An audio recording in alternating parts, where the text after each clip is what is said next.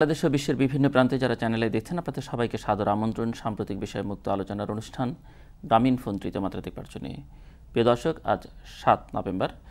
নানা কারণে দিনটি ঐতিহাসিক। কেউ কেউ দিনটিকে জাতীয় বিপ্লব এবং সংহতি দিবস হিসেবে পালন করছেন, কেউ কেউ সিপাহী জনতার অভ্যুত্থান দিবস হিসেবে পালন করছেন, অনেকে এটিকে অনেকটা কালো দিবস হিসেবেও পালন করবার চেষ্টা করেন। এবং বলা যেতে পারে যে এই দিনকে ধরেই বাংলাদেশে একটা নতুন রাজনৈতিক ধারার সূচনা হয়েছে, এটি নতুন রাজনৈতিক শক্তির উত্থান হয়েছে, জেনারেল জিয়ার রাজনৈতিক জীবনের উত্থান হয়েছে, একটি নতুন রাজনৈতিক দল প্রতিষ্ঠিত হয়েছে এবং সেই দল বাংলাদেশে একাধিকবার শাসন ক্ষমতায় থেকে দেশ পরিচালনা করেছে। এবং বলা বাহুল্য যে এই দিনটির পেছনে আরও কিছু ঘটনা আছে, আরও কয়েকটি ঐতিহাসিক দিন আছে। এবং যেটি জানেন যে ১৯৭৫ সালে ৭ই নভেম্বর, তার আগে ৩রা নভেম্বর ঘটনাবলী আছে এবং তার আগে ১৯৭৫-এর ১৫ই আগস্ট আছে। ২৫ বছরের সংগ্রাম, ১৯৭১-এর মুক্তিযুদ্ধ, বাংলাদেশ স্বাধীন, অনেক প্রত্যাশা পূরণ হয়েছে এবং ধীরে ধীরে সেই প্রত্যাশায় নানা ধরনের বাধা, অন্তরায় বা প্রত্যাশা ভঙ্গের ঘটনাও ঘটতে থাকলো।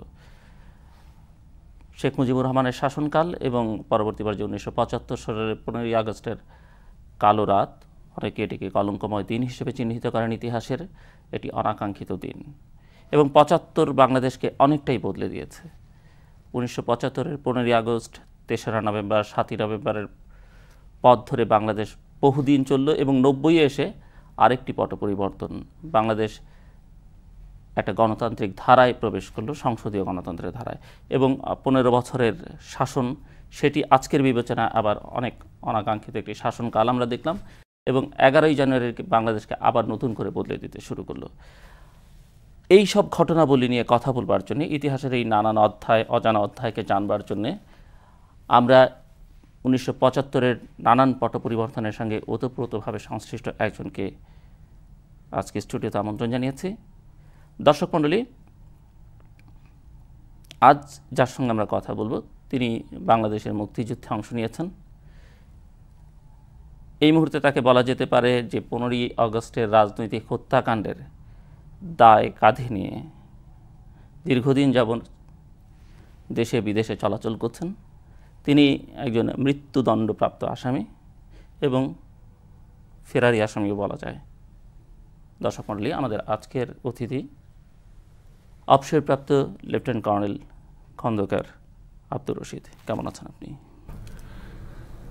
জি, আমি আপনাদের দোয়া এবং বাংলাদেশের জনগণের দোয়ায় ভালোই আছি। তবে প্রতিটি মুহূর্তেই বাংলাদেশের কথা এবং বাংলাদেশের জনগণের কথা মনে আসে। আর আজকের এই অনুষ্ঠানের জন্য আপনাকে অশেষ ধন্যবাদ, কারণ ১৯৭৫ সাল থেকে নিয়ে এই পর্যন্ত সত্যিকার অর্থে ১৫ই আগস্টের ঘটনাগুলো, তার আগে সেটা কিভাবে সংগঠিত হয় এবং পরবর্তীতে কী ধরনের নানাভাবে যে বিট্রিয়াল হয়েছে সেগুলির কথা বাংলাদেশের জনগণ জানেন না এবং সেই সত্যি কথা আজ পর্যন্ত সময় ও সুযোগের অভাবে বলাও হয়নি। সুতরাং আজকে আমিও মনে করি বাংলাদেশের যে বর্তমান পরিস্থিতি, সেই পরিস্থিতি বাংলাদেশের রাজনীতিতে যারা রাজনীতি করে আসছেন তাদের সবাইরই মুখোশ পুরোপুরিভাবে খুলে গেছে। সেজন্য আজকে আমার মনে হয় যে এই সত্যি কথা বলার সুযোগ এসেছে এবং দিন এসেছে এবং আমি বিশ্বাস করি এতে বাংলাদেশের জনগণ উপকৃত হবে। ব্যক্তি স্বার্থে আমি আগেও কোনোদিন কোনো কিছু করিনি এবং এখনও ব্যক্তি স্বার্থ হিসেবে চিন্তা করে আমি কিছুই বলিনি।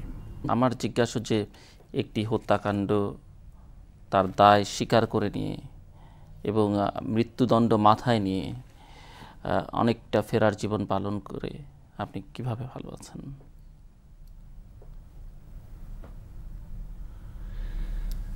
সেটা যদি আপনি যারা ওইভাবে মনে করে,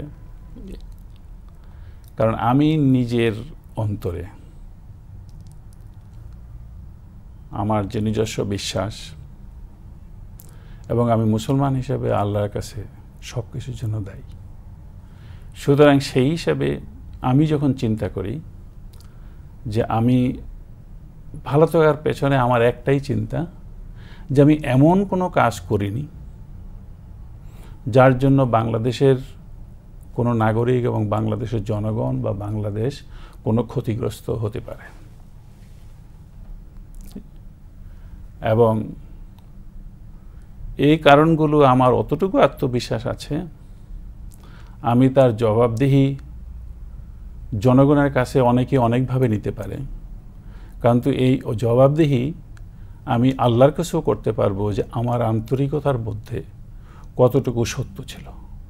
সুতরাং সেই জিনিসটাই আমাকে এত কিছু ধাক্কা খাওয়ার পর অনেকভাবে পারিবারিক অসুবিধা এবং যেভাবে ক্ষতিগ্রস্ত করা হয়েছে, অন্যভাবে চিন্তা করলে ভালো না থাকারই কথা, কিন্তু আমার মনের জোর আছে বলেই, আমার আত্মবিশ্বাস আছে বলেই, এবং আমি সবসময় সত্যকে নিয়ে চলছি বলেই, এবং তারই সাথে আমি বলবো বাংলাদেশের জনগণের অধিকাংশ জনগণের ভালোবাসা আছে বলেই এবং আমার প্রতি তাদের দোয়া আছেই বলেই আমি ভালোই আছি বলবো।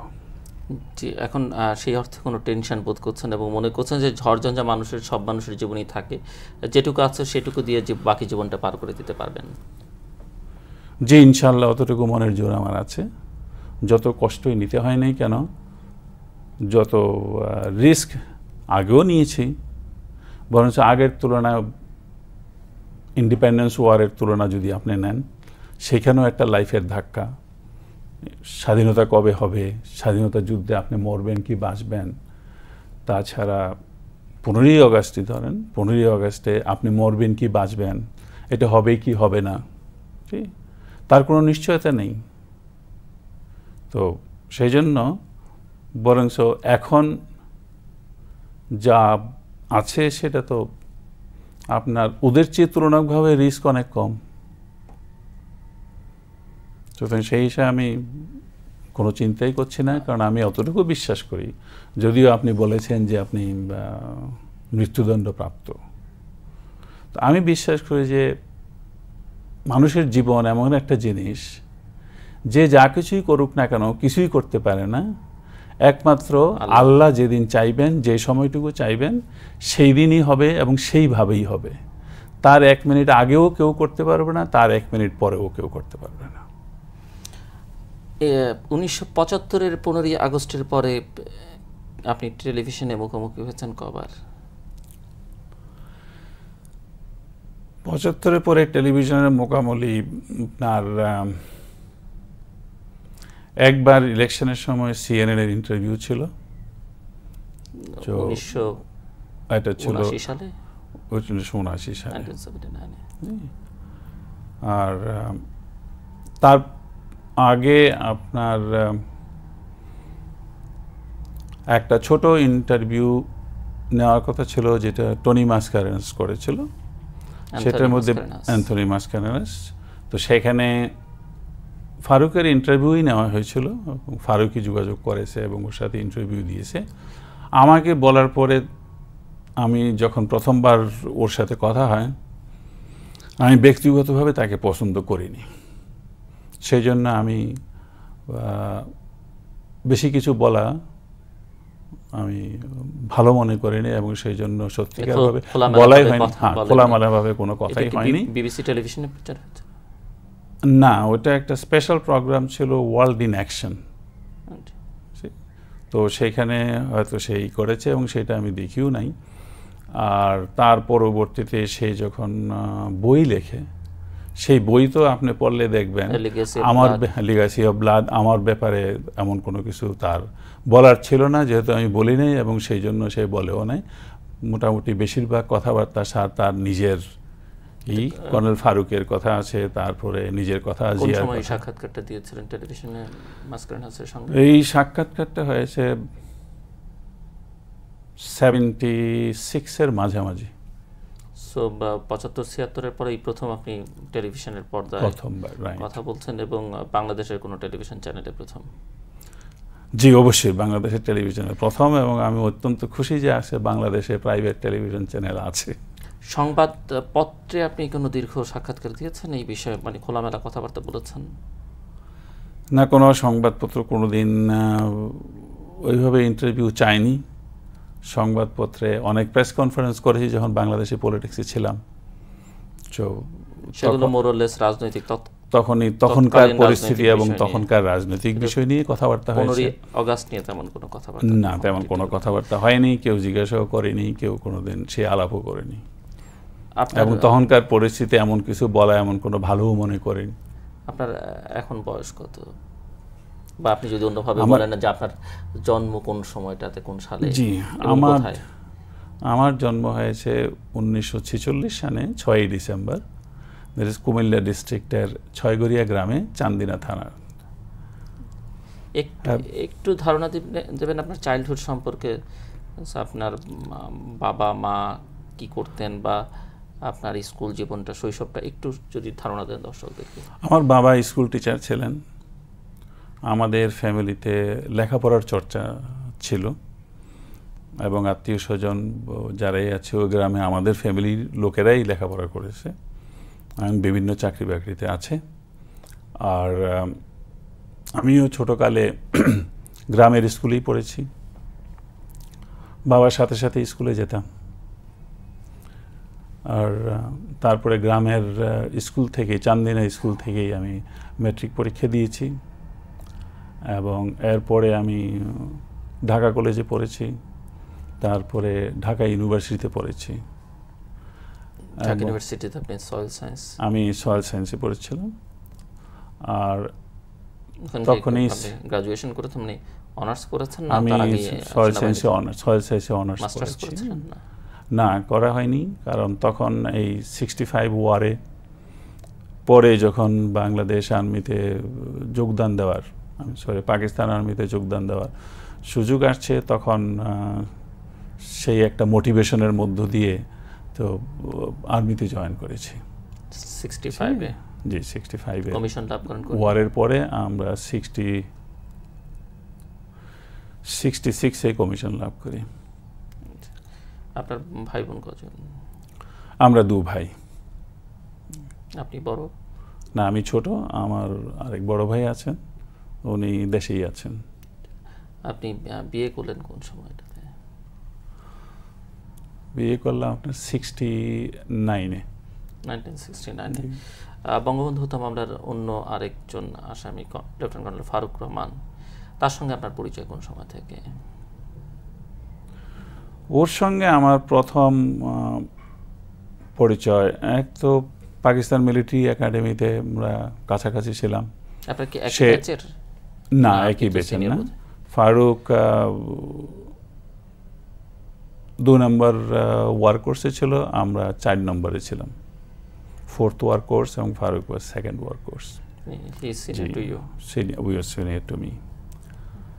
তো সেটা ছিল। তারপরে যখন বাংলাদেশ স্বাধীনতার যুদ্ধে গেল, তখন 71-এ ফারুক যখন ডিফেক্ট করে দুবাই থেকে ইন্ডিয়াতে চলে আসে, এবং আমি যখন ইন্ডিয়াতে গেলাম তখন সেখানেও দেখা হয়েছে। তারপর এর পরবর্তীতে বাংলাদেশ আর্মিতে লিবারেশনের পরে তো সবসময় দেখাই হয়। ফারুক রহমান বিয়ে করেছেন কোন সময়টাতে? ফারুক বিয়ে করেছে 73-তে। তো ওনার বৈবাহিক সম্পর্কটা, সোফার উইডো, যে উনি আপনার ভাইরা, মানে 2 বোনকে আপনারা 2জন বিয়ে করেছেন? জি, ও আমার প্রথম শালীকে বিয়ে করেছে। সেটা কি আপনার সঙ্গে ঘনিষ্ঠতার সূত্রে, না এইটা ওটা ব্যক্তিগত পছন্দ, সেই ঘনিষ্ঠতা এমন কিছু নয়। সুতরাং সেটা আমার বাসায় আসছে, আমার শালী আমার বাসায় আসছে, তো বন্ধু হিসাবে বাসায় আসা যাওয়া ছিল, এবং সেই হিসাবে দেখা সাক্ষাৎ হয়েছে, এবং ওরা নিজেরাই একজন আরেকজনকে পছন্দ করেছে, বিয়ে করতে চেয়েছে।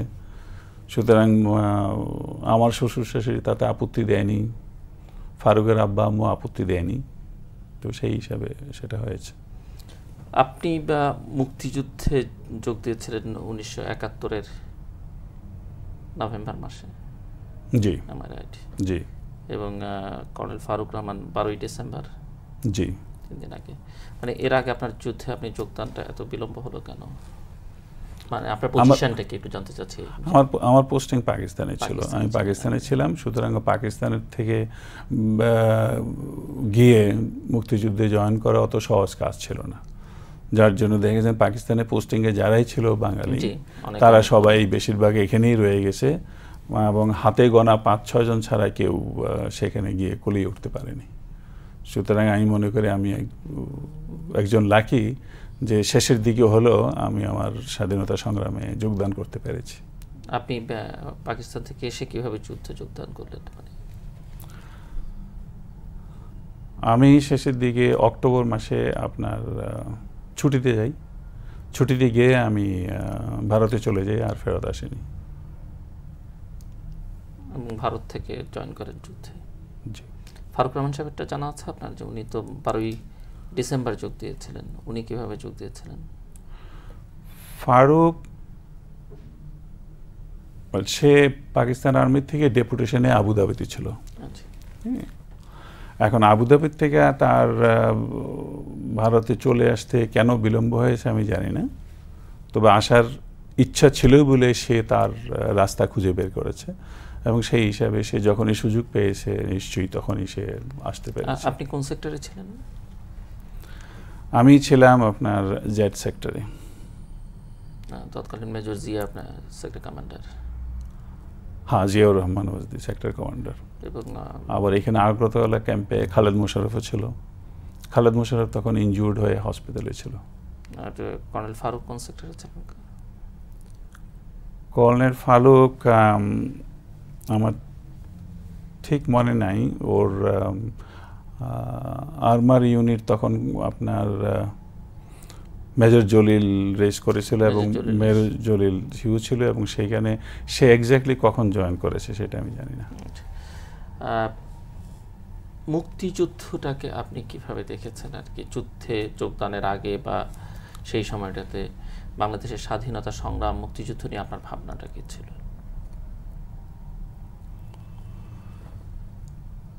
সেই ব্যাপারে আমার অনেক চিন্তাই আমি করেছি। মুক্তিযুদ্ধে যখন জয়েন করব তার আগে অনেক সাধারণভাবে অনেক চিন্তা এসেছে যে এটা প্রথমে মুক্তিযোদ্ধা হওয়া উচিত কিনা, বাংলাদেশ স্বাধীন হওয়া উচিত কিনা। 71 সালে আপনার র্যাঙ্ক কি ছিল তখন? আপনি মানে 71 সালে ক্যাপ্টেন ছিলেন? জি।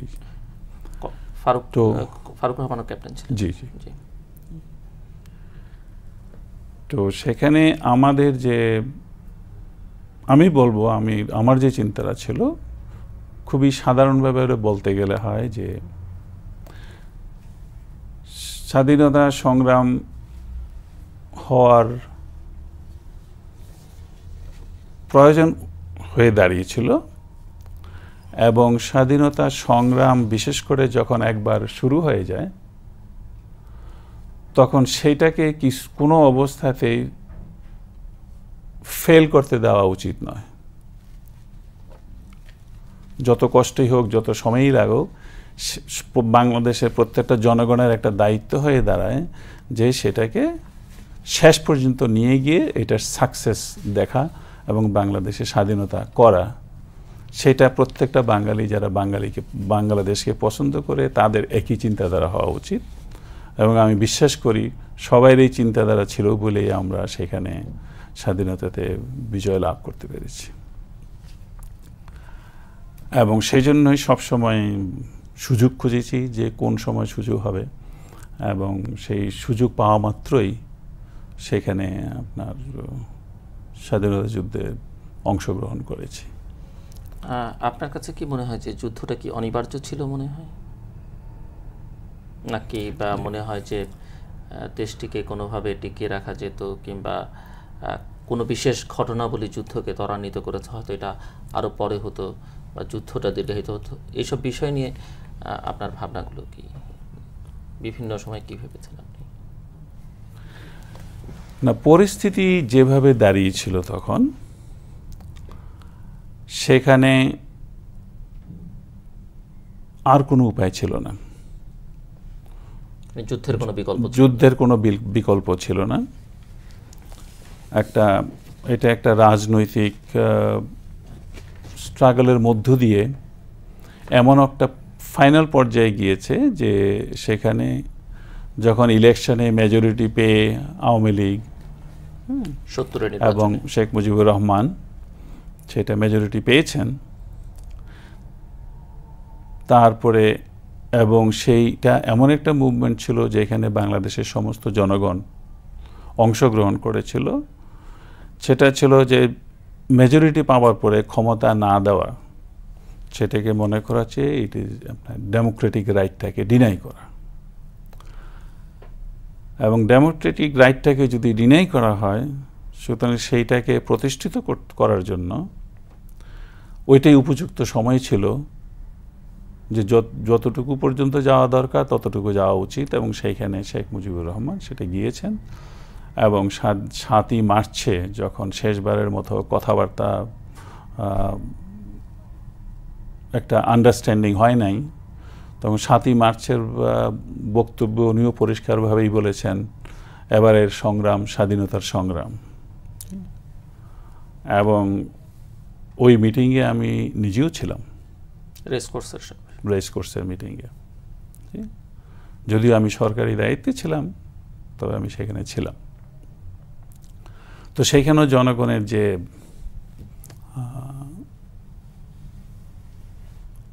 আকাঙ্ক্ষা এবং তাদের যে ইন্সপিরেশন, তাদের যে ফিলিং, সেটাতে মনে হচ্ছিল যে বাংলাদেশের জনগণও তার জন্য প্রস্তুত। তো তখন কিছুদিন 71-এর কিছুদিন আগে পর্যন্ত আমার ঢাকাতেই বাংলাদেশেই পোস্টিং ছিল, ইস্ট পাকিস্তানে পোস্টিং ছিল বলবো। সেখানে আমি ইপিআরে কাজ করেছি প্রায় 6 মাস। এবং 7ই মার্চের মিটিংয়ের পরে আমাকে 24 আওয়ার্সের মধ্যে পাকিস্তানে এসে আমার পুরানো ইউনিট 2 ফিল্ড রেজিমেন্টে জয়েন করতে বলা। তো তার জন্য আমাকে চলে আসতে হয়েছে 7ই মার্চের পরেই।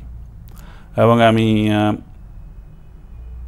তখনই আমি বুঝতে পেরেছি, যেহেতু ইপিআরে বর্ডার এরিয়াতে আমি 6 মাস কাজ করেছি বিভিন্ন ঘটনাবলিতে, সেটা আমি বুঝতে পেরেছি যে এটা বাংলাদেশ স্বাধীনতা যুদ্ধের দিকে যাচ্ছে। এবং তখন আমি এটাও বুঝতে পারি যে ইনশাল্লাহ বাংলাদেশ এবার স্বাধীন হবেই। সেনাবাহিনীর ভেতরে আপনার অফিসাররা এসব বিষয় নিয়ে কথাবার্তা বলতেন ওই সময়টাতে? হ্যাঁ, আমাদের নিজেদের মধ্যে কথাবার্তা হতোই। এরকম কি কারোর মধ্যে কখনো মনে হয়েছে কিনা যে পূর্ব পাকিস্তান পশ্চিম পাকিস্তান মিলে একটা কনফেডারেশন হতে পারে, হলে হয়তো দেশটা তখনকার মতো একসঙ্গে থাকতে পারে? এরকম কখনো মনে হয়েছে আপনাদের বাঙালি অফিসারদের মধ্যে কোনো আলোচনায়, বা কখনো রাজনৈতিক নেতৃবৃন্দের সঙ্গে এগুলো নিয়ে কথাবার্তা হয়েছে কিনা আপনাদের কখনো? না, রাজনৈতিক বৃন্দ নয়, কিন্তু আর্মি অফিসারদের ভিতরে নিজেদের মধ্যে যখন আলাপ আলোচনা হয়, তখন প্রথম বেশিরভাগ লোকের ধারণা ছিল যে এইভাবে একটা আন্ডারস্ট্যান্ডিং করে ফেললে সেটা খারাপ হবে না, সেটা ভালোই হবে। এবং অনেকে আশাবাদীও ছিল যে সেটা শেষ পর্যন্ত এইভাবে যাবে। কিন্তু সেটা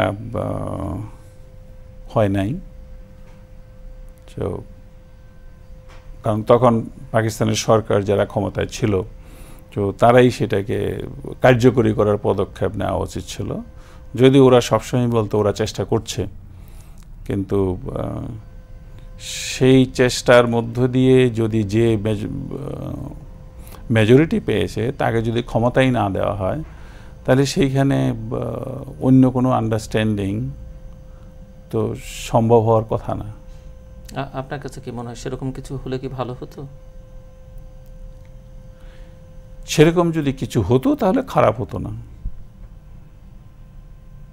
আফটার অল আমরা দুনো ভাগে, east Pakistan and West Pakistan, এটা মুসলমান দেশ, এবং মুসলমানদের মধ্যে একটা ভালো সহযোগিতা রাখা, এবং কনফেডারেশন স্টেট হলে বাংলাদেশ এটা ডাইরেক্ট স্বাধীন না হলেও ইনডাইরেক্ট স্বাধীনতার মতোই।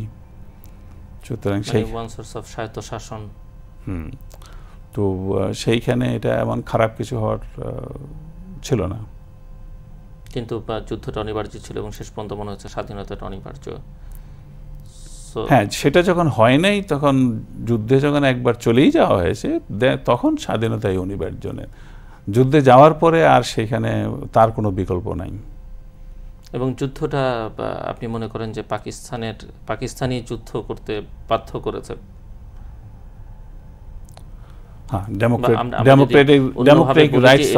এটি একটি 25 বছরের রাজনৈতিক সংগ্রাম। কেউ কেউ যেমন বলবার চেষ্টা করেন যে 1971 সালের 25শে মার্চ থেকে 17ই এপ্রিল পর্যন্ত, মুজিবনগর সরকার গঠিত হওয়ার আগ পর্যন্ত এটি একটি সামরিক যুদ্ধ ছিল। যেমন কর্নেল ওলি তার পিএইচডি থিসিসে যেমনটা বলছেন যে এখানে রাজনৈতিক নেতৃত্বের কোনো ভূমিকা ছিল না, সামরিক নেতৃত্বের অধীনে যুদ্ধ হয়েছে। তো এই যে সামরিক বাহিনীতে যারা আপনারা ছিলেন, আপনি তো পরে যোগ দিয়েছেন, বা এই সময়টাতে যারা যোগ দিলেন, তারা কি আগের থেকেই মানসিকভাবে প্রস্তুত ছিলেন এবং যুদ্ধে অংশ নিলেন?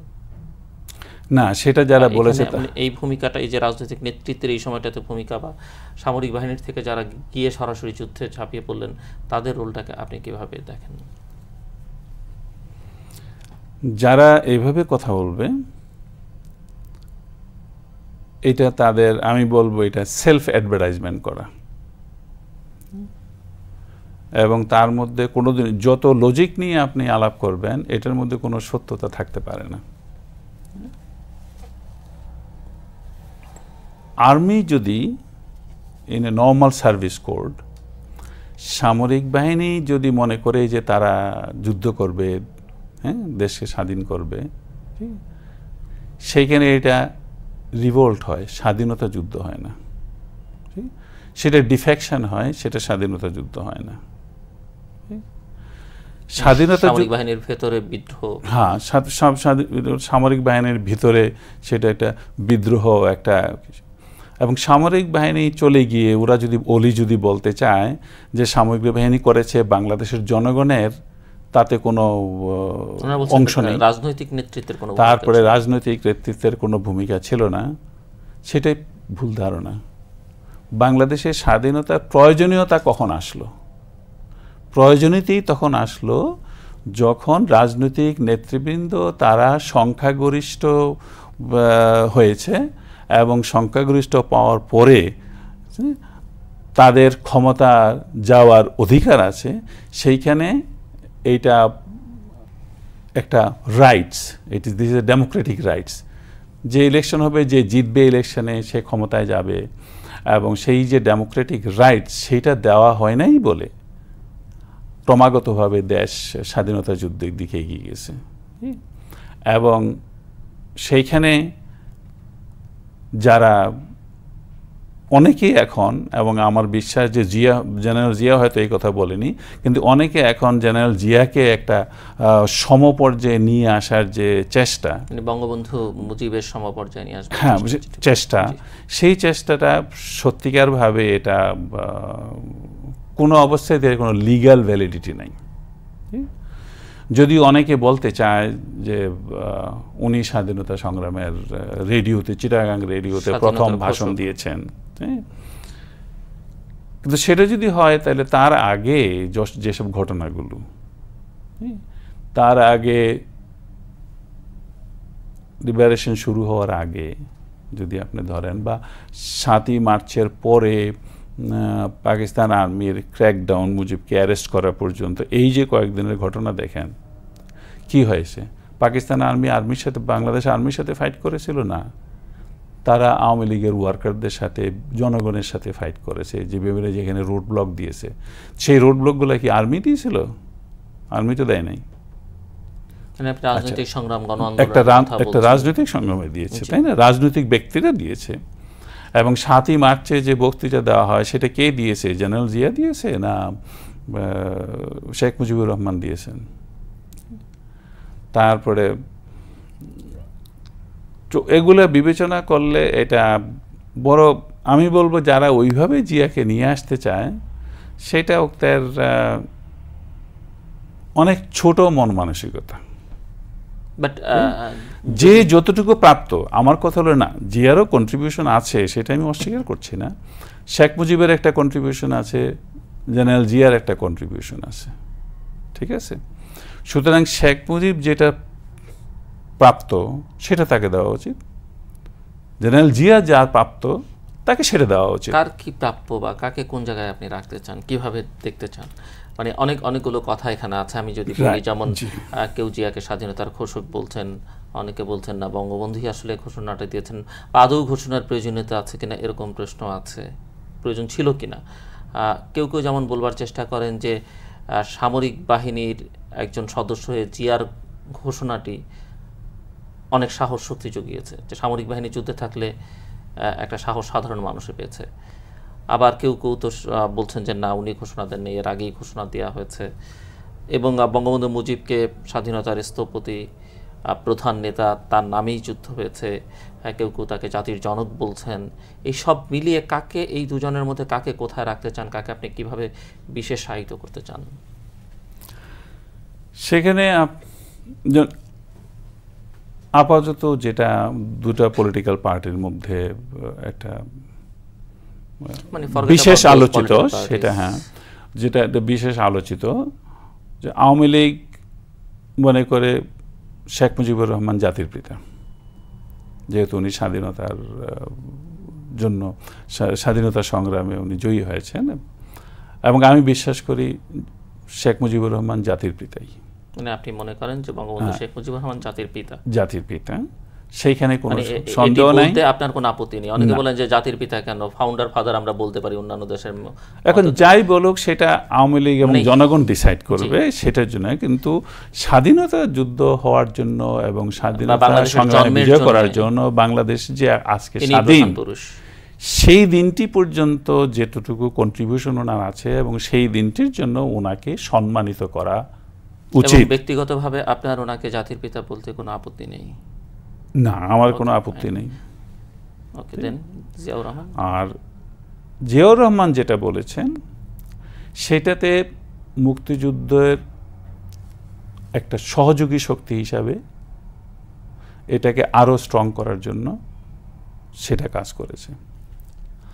যেমন প্রথমে যারা ডিফেক্ট করে ভারতে চলে গেছে, তারা বেশিরভাগই স্টুডেন্ট, অথবা বলতে পারেন আওয়ামী লীগ ওয়ার্কার, অথবা আওয়ামী লীগের এমপি যারা জয়লাভ করেছিল, তারাই বেশিরভাগ পাকিস্তান আর্মির ভয়ে সেখানে চলে গেছে। এবং ওদের দ্বারা একটা মুক্তিযুদ্ধ সংগঠন করা, সেখানে অবশ্যই সম্ভব হতো, কিন্তু হয়তো সেটা অনেক সময়ের প্রয়োজন হতো। ঠিক সেই মুহূর্তে যখন মেজর জিয়া তার ভাষণে মুক্তিযুদ্ধে অংশগ্রহণ করার আশা পোষণ করেছেন, সেইখানে বাংলাদেশ আর্মি যত চাকরিরত যত ছিল সেখানে, তাদের মধ্যে একটা ইউনাইটেড ডিফেকশন যে থাকে, এবং বাইরেও যারা স্টুডেন্ট এবং পলিটিক্যাল ফোর্স, যারা পলিটিশিয়ানস, ওরাও যারা চলে গেছেন, ওদের মনেও এটা একটা সাহস জুগিয়েছে যে একটা মুক্তিযুদ্ধে যদি আর্মির লোক সাথে থাকে, তাহলে অবশ্যই সেটা অনেক সহজ হয় এবং অনেক ভালো হয় এবং অনেক ভালোভাবে অর্গানাইজ করা যায়। সুতরাং সেই সহযোগী শক্তি হিসাবে বাঙালি হিসেবে যারা আর্মিতে তখন ছিল বাংলাদেশে, এবং যারা বলতে পারেন সবাই গিয়ে যেভাবে সাহায্য করেছে, সেটার জন্য যেহেতু মেজর জিয়া প্রথমবার টেলিভিশনে সেই কথা বলেছেন, সেই জন্য রেডিওতে বলেছেন, সেই জন্য বাংলাদেশের আর্মি তো মেজর জিয়ার চেয়েও আরও অনেক সিনিয়র লোক ছিলেন। মেজর শফিউল্লাহ কি যুদ্ধ করে নাই? করেছে। আরও দুই একজন ছিল, আমার নাম মনে আসছে না। তারপরে খালেদ মোশাররফ যুদ্ধ করেছে, তারপরে জেনারেল ওসমানী করেছে, তারা সবাই তো ছিল। কিন্তু যদি তুলনা করা হয় তার ওই যে রেডিওতে 1 মিনিটের একটা বক্তৃতা, সেটার জন্য তাকে একটা মূল্যায়ন দিতে হয়। সেটা স্বাধীনতা যুদ্ধের একটা সহযোগী শক্তি হিসাবে, এবং সেইখানে তার জন্য তাকে কি বলা হবে না হবে সেটা জনগণ ডিসাইড করবে, বিএনপি ডিসাইড করবে। আপনার কাছে কি মনে হয় যে সেনাবাহিনীর যারা অফিসার বা জওয়ান ছিলেন, যারা যুদ্ধে অংশ নিলেন বাঙালি, তারা কি স্বতঃপ্রণোদিত হয়ে যুদ্ধে অংশ নিয়েছেন, নাকি তাদেরকে যুদ্ধের দিকে ঠেলে দেওয়া হয়েছে, অথবা সেনাবাহিনীর ভেতরেই যারা বাঙালি ছিলেন তারা আসলে ডিপ্রাইভড ছিলেন? কি মনে হয়? না, সেখানে আমরা ডিপ্রাইভ বলবো না, কিন্তু একটা ভুল পাকিস্তান সরকারের তরফ থেকে হয়েছে, এবং সেই জন্য আমি বলবো যে এই ডিফেকশনটা 100% হয়েছে। তা না হলে হয়তো এটা একটা পার্সেন্টেজ হিসাবে যেত, কে কখন ডিফেক্ট করবে, যার যখন ইচ্ছা হবে তখন সে ভেগে যাবে, যে গিয়ে মুক্তিযুদ্ধে অংশগ্রহণ করবে, কেউ প্রথমে যাবে, কেউ মাঝখানে যাবে, কেউ শেষ মুহূর্তে যাবে। সুতরাং প্রত্যেকের হিসাব বিবেচনা করে সেইখানে যাওয়া না যাওয়ার একটা সিদ্ধান্ত নেওয়ার সুযোগ থাকত। কিন্তু পাকিস্তান সরকার যখন বাংলাদেশ বাঙালি যারা আর্মিতে আছে এবং যারা ইস্ট পাকিস্তান রাইফেল, পুলিশ, যারা আর্মস নিয়ে আসে, যাদের হাতে আর্মস আছে, যেটা force, paramilitary and military force, তাদের সবাইকে সারেন্ডার করার জন্য বলেছেন, যে ডিসব্যান্ড করা হয়েছে অ্যান্ড দে শুড সারেন্ডার। সুতরাং একটা army trained person with arms, they don't surrender to anybody with a radio announcement. It never happened in the history that somebody just announced in the radio that everybody surrender arms. A normal terrorist also doesn't surrender arms with a radio announcement. See? তো সেখানে একটা ডিজার্ম, একটা army ইউনিটকে কীভাবে করতে হয় সেটার জন্য যথেষ্ট প্রস্তুতির প্রয়োজন হয়। তো পাকিস্তানের তার কোনো প্রস্তুতি ছিল না, তারা শুধু রেডিওতেই অ্যানাউন্সমেন্ট করে দিয়েছেন যে বাংলাদেশি সবাই এখন ডিসব্যান্ড হয়ে গেছে এবং তারা তাদের আর্ম সারেন্ডার করে দিয়ে ফেলুক। সুতরাং সেই হিসেবে কেউ সারেন্ডার করে না, they had to defect, and that is why the army defection and the EPR defection was 100%। এরকমটি না হলে আপনার কি মনে হয় যে এটা যদি না হতো, ওই অ্যানাউন্সমেন্টটা যদি পাকিস্তান সরকারের তরফ থেকে না হতো, সেটা আমি প্রথমেই বললাম যে তখন প্রত্যেকটা মানুষেরই চিন্তা করার সময় আছে যে কোন সময় কোন সুযোগে সে ভেগে গিয়ে মুক্তিযুদ্ধে অংশগ্রহণ করবে। তখন সেইভাবে দেখবেন যে হয়তো ইনিশিয়ালি 5% লোক ভাগছে, পরবর্তীতে আস্তে আস্তে 20, 30, 40, 50%ও হতে পারে, হয়তো আর বাকি 50% হয়তো চাকরিতে কন্টিনিউ করছে।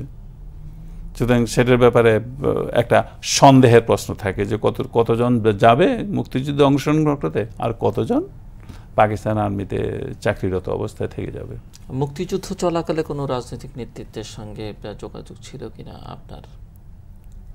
মুক্তিযুদ্ধ চলাকালে আপনার প্রথমে যখন আমি কলকাতা হেডকোয়ার্টারে যখন কয়েকদিন ছিলাম, তখন সেখানে প্রায় সবার সাথে পরিচয় হয়েছে। জেনারেল ওসমানী ছিল, খন্দকার মোশতাক ছিল, তাজউদ্দিন সাহেব ছিলেন, নজরুল ইসলাম সাহেব ছিলেন, তারপরে আরো অনেকে ছিল, সত্যিকার নাম সব মনে নাই। ঘনিষ্ঠ যোগাযোগ ছিল কারোর সঙ্গে? না, ওরকম ঘনিষ্ঠ কেউ না, এক্সেপ্ট জেনারেল ওসমানী ছাড়া আর কারোর সাথে। বিকজ আর্মি, আপনারা জানেন যে পলিটিশিয়ানদের সাথে অতটা মিশে না। একটা আর্মির লোক আরেকজন আর্মির লোক পাইলে নর্মালি ওদের সাথেই কথাবার্তা গল্প সল্প বেশি হয়। আপনার বাড়ি তো কুমিল্লাতে? জি, আমার বাড়ি। খন্দকার মোশতাক আহমেদের বাড়ি আপনার এলাকায়? দাউদকান্দিতে। আপনিও খন্দকার, উনিও খন্দকার, কোনো রিলেশনশিপ তো নাই? না, আমাদের কোনো রিলেশনশিপ নাই।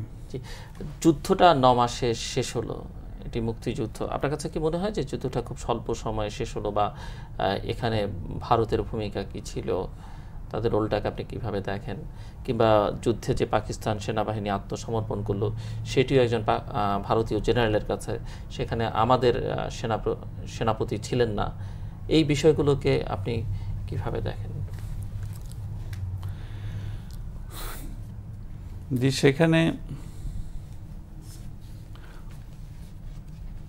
ভারতের অবশ্যই একটা সুযোগ এসেছে, ওরা সুবিধা নেবেই।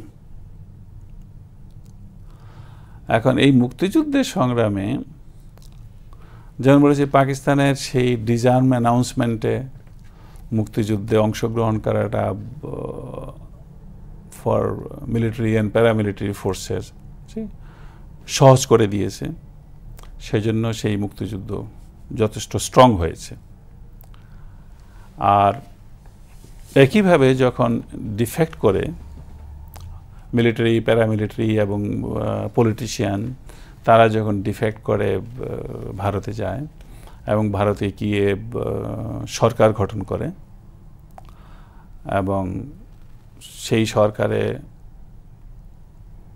অবশ্যই জিয়াউর রহমান প্রাইম মিনিস্টার ছিলেন না, তো সেখানে সেই সরকারের তরফ থেকে যখন ভারত এসে সরাসরি সাহায্য করতে আরম্ভ করলো, কারণ আফটারঅল সবাই ভেগে গিয়ে ভারতে এতগুলি লক্ষ লক্ষ লোক ভারতে আশ্রয় নিয়েছে, তাদের খাওয়া দাওয়ার সংস্থান, তাদের থাকার ব্যবস্থা, তাদের ট্রেনিং, তাদের আর্মামেন্টস, তো অতগুলো জিনিস সেটা ভারতের উপরেও একটা বোঝা। এবং ভারতের সেই অর্থনৈতিক শক্তি নাই যে এই বোঝাটা বেশ কয়েক বছরের জন্য চলতে থাকুক।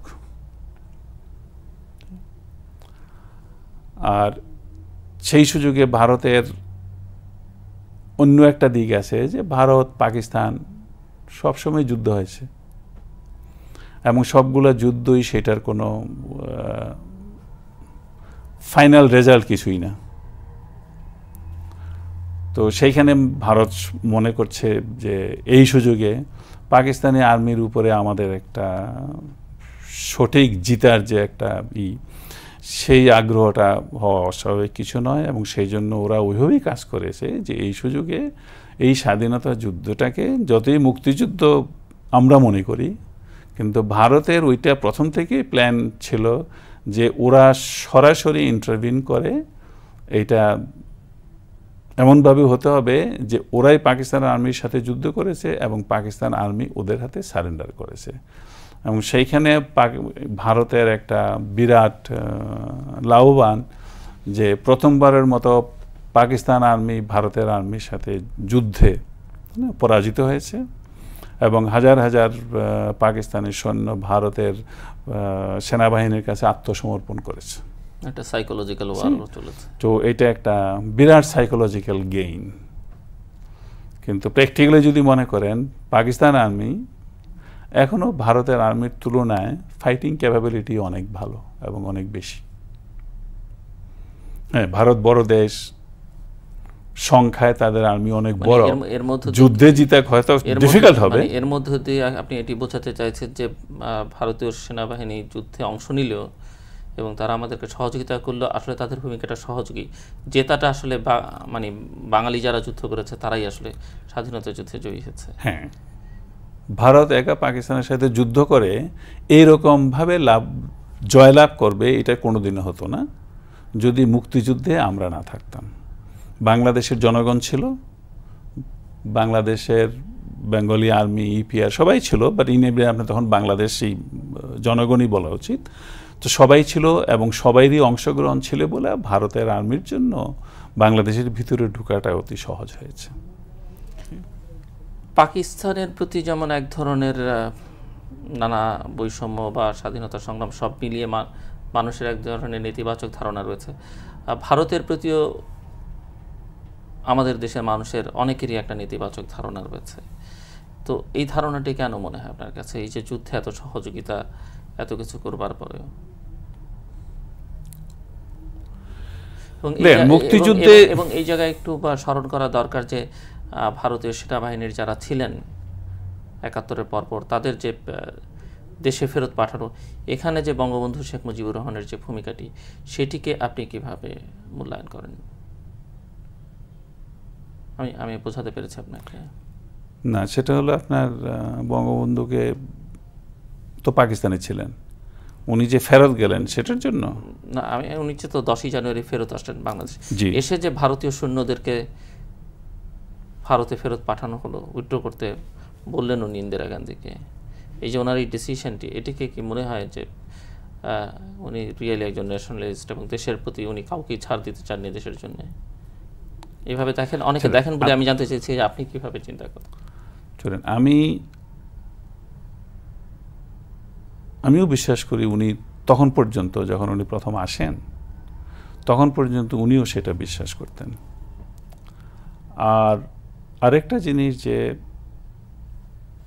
ভারত যতটাকেই পাকিস্তান আর্মির উপরে জয়লাভ করুক, কিন্তু বাংলাদেশের জনগণের মধ্যে ভারত জয়লাভ করেনি।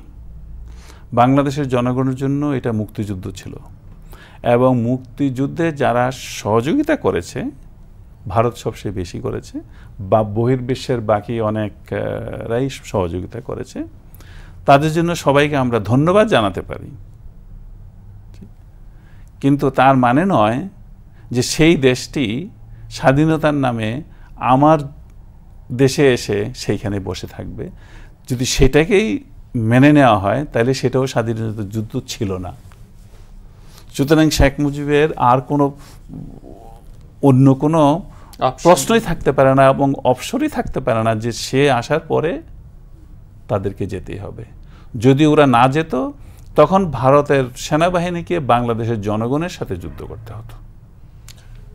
71-এ দেশ স্বাধীন হবার পর থেকে 75-এর 15ই আগস্ট এই সময়কালে আপনার সঙ্গে কখনো বঙ্গবন্ধু শেখ মুজিবুর রহমানের দেখা হয়েছে কিনা?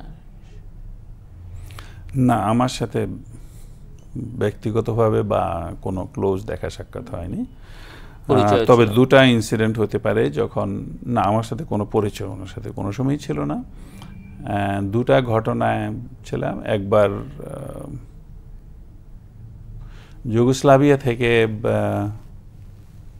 স্টেট গেস্ট এসেছিলেন, সেইখানে আমি, না সেটা বোধহয় ছিল টিটুর পরে মার্শাল বিয়েদিচ ওর প্রাইম মিনিস্টার যখন ছিল তখন ও এসেছিল, তখন আমি ওনাকে গার্ড অফ অনার দিই। তখন এটা একটা অফিসিয়াল কাউন্টার।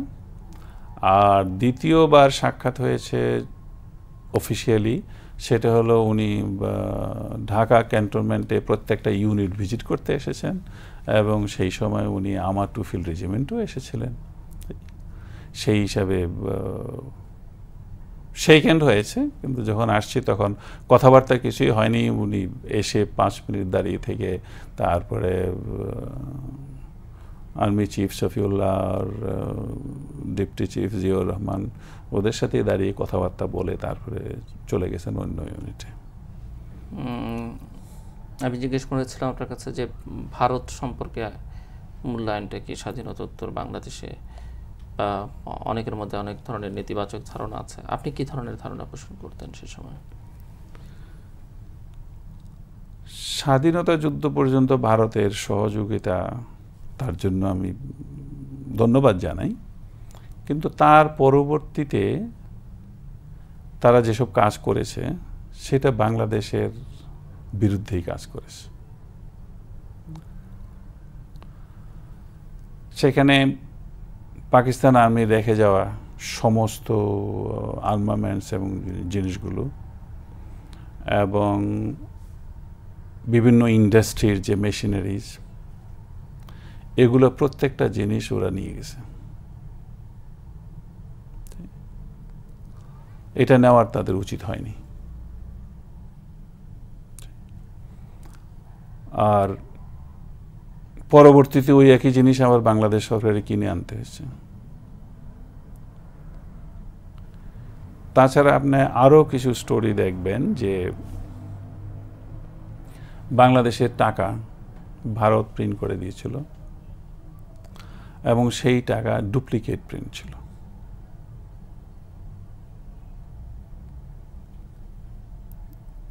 এবং সেখানে সেটা আমাদের অর্থনীতিতে ভীষণভাবে আঘাত করেছে। আর শিওর অ্যাবাউট দ্যাট? শিওর। আপনি তখনকার দিনের পত্রিকাগুলো দেখেন, বোম্বের মধ্যে ভারতই কত কোটি কোটি টাকা ধরেছে। তারপরে যেভাবে স্মাগলিং অ্যান্ড বর্ডার খোলা ছিল সেইভাবে কারেন্সি কিভাবে হতো। সুতরাং অর্থনীতির উপর একটা বিরাট প্রেশার আসছে, যার জন্য তখন সেই কারেন্সিকে আবার বদলানো হয়, অন্য জায়গায় প্রিন্ট করে। তারপরে আপনার যেভাবে 25 ইয়ার্স ট্রিটি করা হয়েছে, সেইখানে কিছু কিছু পয়েন্ট আছে যেখানে কিছু কিছু বৈদেশিক রিলেশন ওইসব ব্যাপারে ওদের সাথে পরামর্শ করে, রেগুলার পরামর্শ করা এবং পরামর্শ করেই সিদ্ধান্ত নেওয়া, সেটা একটা স্বাধীন দেশ হিসাবে সেটা উচিত হয় না। আর তারপরে আসছে আপনার এমনকি স্বাধীনতা যুদ্ধের সময় বিদেশি সরকার যেসব জিনিসপত্র দিয়েছিল, বিশেষ করে ট্রাকস অ্যান্ড বাসেস যেগুলো যানবাহনের জন্য, ওগুলো ভারত একটাও দেয়নি বাংলাদেশকে। তো বিভিন্ন দিক দিয়ে দেখলে আপনার সবসময় দেখা যায় যে ওরা বাংলাদেশ যদি সত্যিকারভাবে ইন্ডিপেন্ডেন্ট হয়ে অর্থনৈতিকভাবে তারা নিজের পায়ে দাঁড়িয়ে যায়, সেটা ওরা চায়নি। কেন চায়নি বলে মনে হয়? ভারত এত বড় একটা দেশ, বাংলাদেশ একটা ছোট্ট রাষ্ট্র, আমাদের তিন দিক থেকেই তারা এমনভাবে আছে যে বাংলাদেশ কোনো কারণে কি তাদের জন্য কখনো থ্রেট ছিল না? বাংলাদেশ কোনো কারণে কোনোদিন থ্রেট ছিল না এবং কোনোদিন থ্রেট হবে না। তারা মনে হয় সেটা না চাওয়ার একটা মাত্রই কারণ হতে পারে যে বাংলাদেশ একটা ছোট দেশ, তার এমন কোনো রিসোর্সেস নাই যে খুব তাড়াতাড়ি ধনী হয়ে যাওয়ার কোনো সম্ভাবনা আছে। সুতরাং একটা গরিব দেশ হিসেবে, একটা ছোট দেশ হিসেবে ভারতের ভিতরে থেকেই, সেটা আপনি টোটাল বেঙ্গল হিসেবে যদি একটা স্টেট দেখেন, তাহলে বাংলাদেশ তো এটা ভারতের ভিতরেই একটা অংশ, এক কোণায়। তো সেখানে থেকে যদি আমরা আমাদের নিজের পায়ে দাঁড়িয়ে নিজের অর্থনীতিকে আমরা ঠিক করতে পারি এবং স্বাধীন হিসেবে থাকতে পারি, এবং তাহলে সেটা হয়তো ওরা মনে করে যে এটা একটা মোটিভেটিং ফ্যাক্টর হয়ে দাঁড়িয়ে যেতে পারে, যে তাইলে হয়তো আদার ইন্ডিয়ান স্টেট যেখানে গন্ডগোল চলছে, তাদের সেই ক্যাপাবিলিটি এবং মেন্টাল আরও স্ট্রং হবে যে বাংলাদেশ স্বাধীনভাবে দাঁড়িয়ে থেকে উন্নতি করতে পারলে আমরাও পারবো, সুতরাং আমরাও স্বাধীন হব। এছাড়া আমি তাদের আর কোনো ভয় দেখছি না। আমাদের মুক্তিযুদ্ধের পরে দেশ স্বাধীন হবার পরে যারা স্বাধীনতা বিরোধী ছিলেন তাদেরকে ক্ষমা করে দেয়া, বা যারা যুদ্ধাপরাধী ছিলেন তাদের বিষয়ে সরকারের যে সিদ্ধান্ত, এবং আজকেও বাংলাদেশে যুদ্ধাপরাধীদের বিচার নিয়ে কথা হচ্ছে, আপনি কিভাবে দেখেন এই ঘটনাগুলোকে?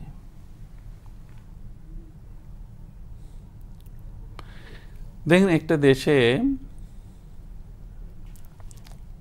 এত লোক, কেউ সিদ্ধান্তে ভুল করতে পারে, কেউ ইচ্ছাকৃতভাবে অনিচ্ছাকৃতভাবে অন্যায় কাজ করতে পারে। এখন তার জন্য এখানে যেটা যুদ্ধ অপরাধী বা মুক্তিযুদ্ধের বিরুদ্ধে এটা হলো রাজনৈতিকভাবে। এখন ব্যক্তিগতভাবে মানুষের জীবনে ভুল ত্রুটি অন্যায় করে থাকে, রাজনৈতিকভাবেও মানুষ ভুল ত্রুটি অন্যায় করে থাকে, এবং সবসময়ই সম্ভব হলে সেটা ক্ষমার চোখে দেওয়াটাই ভালো। বঙ্গবন্ধু সাধারণ ক্ষমা ঘোষণা করে দিয়েছিলেন, আপনি মনে করেন that was A right decision? That was A right decision. এখন একবার যাকে ক্ষমা করে দেওয়া হয়, আর সেই প্রসঙ্গ টেনে এনে কাউকে ক্ষতি করার চেষ্টা। এই কথা তো বলা হচ্ছে যে যারা যুদ্ধাপরাধ করেছেন তাদের ক্ষমা করা হয়নি, বিশেষ করে ধর্ষণ, লুটতরাজ, অগ্নিসংযোগ, হত্যাকাণ্ড এগুলোর সঙ্গে যারা যুক্ত ছিলেন, এবং উদাহরণ হিসেবে এখন বলা হচ্ছে যে পৃথিবীতে এমনকি সেকেন্ড ওয়ার্ল্ড ওয়ারের সঙ্গে যারা ওয়ার ক্রিমিনালস তাদেরও বিচার হচ্ছে এখন। সো দ্যাট আমরা কেন করব না? দেখেন, সেটা তখন করা উচিত ছিল। শেখ মুজিবুর রহমান যখন তাদেরকে মাফ করে দিয়েছেন, ঠিক তখন সেটা করা উচিত ছিল। উনি করেননি। উনি যখন করেন নাই, উনি যখন মনের কাছ থেকে অতটুকু লেভেল পর্যন্ত মাফ করে দিয়েছেন, তারপরে সেই প্রসঙ্গকে এখন টেনে এনে একটা ইস্যু তৈরি করা, কথা বলার জন্য, কাউকে ছোট করার জন্য, এটা দিয়ে কেউ নিজে বড় হবে না। আর এই ইস্যুটা বাংলাদেশের জনগণের সামনে এখন তাদের ক্ষতি ছাড়া লাভবান হওয়ার কিছুই নাই। আমাদের রাজনীতিবিদরা সবসময় বাংলাদেশের জনগণের জন্য কাজ করে নাই, ছোটোখাটো ইস্যু নিয়েই ওনারা নিজেদেরকে ব্যস্ত রাখেন। সুতরাং এগুলি বাদ দিয়ে একটা নেশনকে গড়ে তুলতে এটা আমাদের এখন একটা ইউনিটির প্রয়োজন। আর সেই ইউনিটিটাকে আমরা নিজেরাই ধ্বংস করি এইসব ধরনের ইস্যু বের করে। আপনার কি মনে হয়, মানে আজকের আপনার কাছে আমার শেষ প্রশ্ন, ৭১-এর মুক্তিযুদ্ধের পরে যে সরকার গঠিত হলো আওয়ামী লীগের সরকার, সে সময় কি কোনো জাতীয় সরকার করলে ভালো হতো, না কি আওয়ামী লীগের সরকার যেভাবে যাত্রা শুরু করেছে যাত্রাটা ঠিক ছিল? পরে হয়তো আপনাদের নানা ধরনের অভিযোগের কথা আমরা শুনবো, যেগুলো বিভিন্ন সময় জেনেছি। কি মনে হয়, মানে যাত্রাটা কিভাবে হওয়া উচিত ছিল, বা শুরুটা ঠিক ছিল কি না? আমি বলবো যাত্রা আওয়ামী লীগের হিসাবে চিন্তা করলে যাত্রা ঠিকই ছিল, কারণ স্বাধীনতা যুদ্ধের আগে ওরাই ইলেকশনে জয়লাভ করেছে, সুতরাং তাদের ক্ষমতা থাকার অধিকার আছে। যাকে কেন্দ্র করে সেই ডেমোক্রেটিক রাইটটা ডিনাই করার জন্য বাংলাদেশের জনগণ মুক্তিযুদ্ধে অংশগ্রহণ করলো, দেশ স্বাধীন হলো। সুতরাং তার পরে এসে ওরা নিজেরা ক্ষমতা নেওয়া, এটা এমন অন্যায় কোনো কাজ নয়। তারপরে বাংলাদেশের কনস্টিটিউশন যেটা প্রথম লেখা হলো, এটাও একটা ডেমোক্রেটিক কনস্টিটিউশন, এবং সেইটাও বাংলাদেশের স্বাধীনতা যুদ্ধের সাথে মিল হয়েই সেটা এগিয়ে যাচ্ছিল। কিন্তু পরবর্তীতে সেই সরকার অনেক ভুল করেছে, এবং সেই ভুলটা কি সেটা আমরা পরবর্তীতে আসছি। প্রিয় দর্শক, আমরা আজকের মতো বিদায় নেব। আমাদের এই অনুষ্ঠান যারা দেখছেন তারা অনুষ্ঠান সম্পর্কে লিখবেন। লিখবা ঠিকানা পরিচালক তৃতীয় মাত্রা, channel I, GPO box ২৪৩৩, Dhaka ১০০০। যারা ইমেল করতে চান তারা করতে পারবেন এই অ্যাড্রেসে tmatra@ccn-media.com, এবং SMS এর মাধ্যমে আপনারা আপনাদের মতামতগুলো আমাদের জানাতে পারেন 6969 নাম্বার SMS করে, যে কোনো সেলফোন থেকে। কর্নেল আব্দুর রশিদ, আপনাকে অসংখ্য ধন্যবাদ আজকে আমাদের সময় দেওয়ার জন্য। দর্শক মণ্ডলী, আমরা কথা বলছিলাম বঙ্গবন্ধু হত্যা মামলার অন্যতম আসামি, একসময় সংসদ সদস্য এবং রাজনীতির সঙ্গে যুক্ত ছিলেন, বর্তমানে দেশের বাইরে বিভিন্ন দেশে অবস্থান করছেন বলাই ভালো, কারণ যেহেতু আমরা তাকে আমাদের অনুষ্ঠানে দেখতে পাচ্ছি, তিনি আছেন জীবিত, এবং মোটামুটিভাবে বলা যেতে পারে এই মুহূর্তে ধরাছোঁয়ার বাইরে আছেন। আজকে ওনার সঙ্গে আমরা যে বিষয়গুলো নিয়ে কথা বললাম, আসলে আজকে আমরা চেষ্টা করেছি ওনাকে বুঝতে, ওনার শৈশবটা, মুক্তিযুদ্ধ সম্পর্কে ওনার ভাবনাগুলো, এবং বঙ্গবন্ধু শেখ মুজিবুর রহমান, জিয়াউর রহমান, যারা বাংলাদেশের রাজনীতিকে এখন দুটো ধারার জীবিত না থেকেও নেতৃত্ব দিচ্ছেন, যাদের আদর্শের অনুসারীর সংখ্যা বাংলাদেশের লক্ষ লক্ষ, তাদের সম্পর্কে ওনার মূল্যায়ন, মন্তব্য, এগুলো জানবার চেষ্টা করেছি। আসলে সব কিছু মিলে ওনাকে আমরা বোঝার চেষ্টা করেছি, এবং আগামীকাল ওনার সঙ্গে আবারও কথা বলবো আমরা একই সময়ে চ্যানেল আইতে। সেখানে আমরা বঙ্গবন্ধু মুজিবের শাসনামল এবং 15ই আগস্টের হত্যাকাণ্ড, তৎপরবর্তীকালের ঘটনা, এগুলো নিয়ে ওনার কাছ থেকে আমরা নানা বিষয়ে জানতে চাইব। দর্শক মণ্ডলী, আজকের মতো আপনারা আগামীকাল আমাদের সঙ্গে থাকবেন এই প্রত্যাশা ব্যক্ত করে আপনাদের সবাইকে ধন্যবাদ জানিয়ে অনুষ্ঠান এখানে শেষ করছি। আপনাদের সবার জন্য শুভ